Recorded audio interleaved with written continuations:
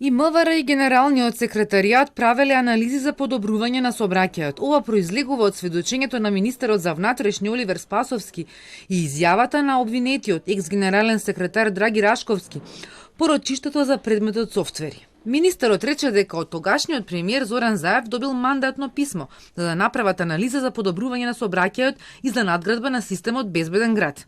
Правевме анализи за начинот за надградба на системот Безбеден град, кој екзистира. Надградбата да биде и во делот на сообраќајот.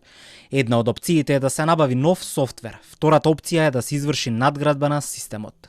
Дали постоела можност софтверот кој го тестирал Рашковски да биде набавен од МВР или пак не би можел да биде искористен? Министерот не сакаше да коментира. Сите овие прашања ги одговори пред судот, така да немам ништо дополнително што да додам.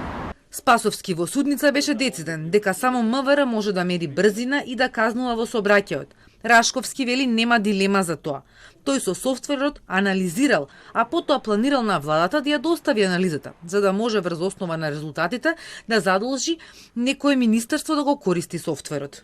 Набавката е како што кажав, анализата која што треба да покаже каде се слабите точки и што се најчестите причини за предизвикување на сообраќајните несреќи, кои што кога ќе дојде нашиот ред за презентирање, ќе ги видите кои све анализи ги прави софтверот и ќе видите кои све анализи ќе допринесат и допринеле и ќе дадат инпут за понатаму да се развива безбедноста на сообраќајот во државата.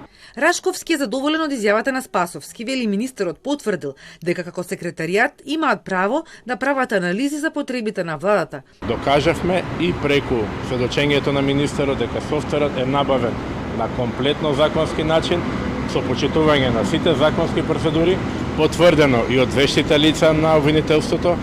Спасовски рече дека не знаел ниту за набавката за софтверот за биометриска идентификација. Објасни дека набавките на Генералниот секретаријат не поминуваат на седница на влада, туку се прават врз основа на план за набавка и одобрени средства.